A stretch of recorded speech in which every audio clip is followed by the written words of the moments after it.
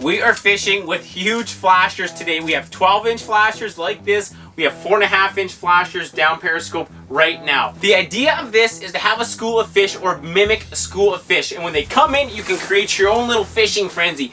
It is definitely hectic. We got a whole bunch of lines down there, so you gotta be careful you don't get them caught up. Is this legal? Absolutely. Why it is, when you do not have hooks on the flashers, it's considered non-angling.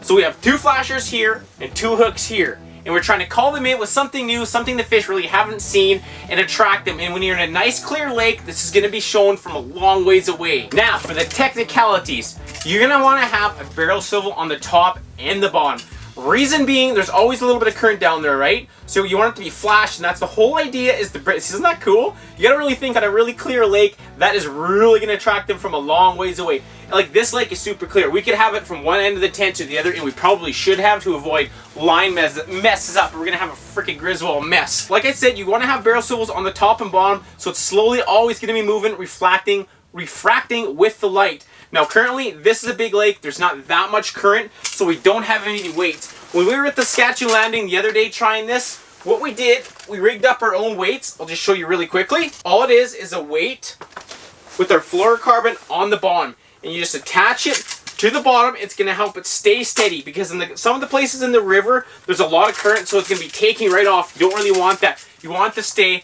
vertical, perfectly vertical, and just be mimicking a flash just like that, like something over there fighting like a frenzy, something to bring them over. Some more cool things. There's perch, pike, walleye, and sucker in this lake. Now, this is the best thing, something a little bit smaller. This is why we stuck to the perch patterns currently. We got 4.5-inch down there. If you guys look right now, there it is. Okay, we have the perch pattern flasher, that's a 4.5, and we got a red one. Red, make it a little bit of blood. They'll think something's going on, so it should attract them over.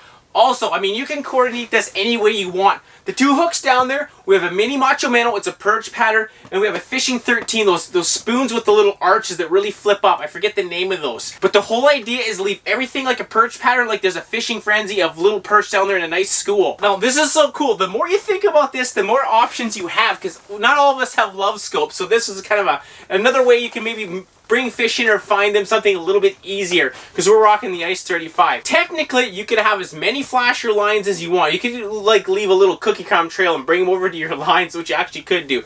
And once they come in, what you can do is it's like an accordion. You can start playing the piano. Like, here's your fishing frenzy. Look at, I'll show you on the screen right now. Like, everything's going crazy right now. It could really start something. And another reason you could leave the weight on the bottom, it could be while you're doing this and jigging these flashers, you could be stirring up a whole bunch of dirt on the bottom with the hooks and really thinking there's something going on. Because perch especially, once they figure out maybe there's food or something, it's going to bring them all in. A side note, we're already learning as we go. When we first got here today, we had the 12.5-inch. Now, we didn't have any show up in the camera at all. Why? They probably thought it was a big predator. But as soon as we pulled this guy, we left the 4.5-inch ones down there. They started coming in. This full video will be done eventually, and I'll guys show you. But this is just a teaser of what's going on. And hopefully it interests you, because it sure does for me. This is freaking sick. I almost forgot. If you guys look at the camera again, like, you can really rock all the water columns. Let's say they're up 3 or 4 feet. They can be down 2 feet. You could kind of make like a little stair step or staircase to kind of get them to come up or come down, and then you can set your hooks at the acquired desired depth as well. Now, this may be a really stupid bad idea. I don't know yet. We need to test this a little bit more, but so far I think it's pretty cool, and it shows like the fish are liking it and they're coming in. Also, at the same time, depending on their mood, this could really scare them away too. I don't know. This is new. I hope you guys like it. Oh.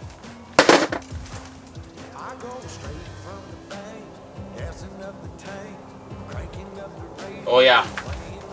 We're taking anything today.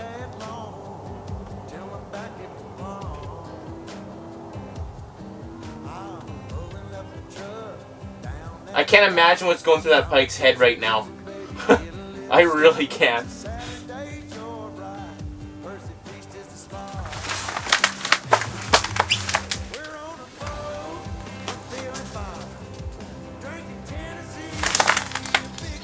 Oh, I messed up! No!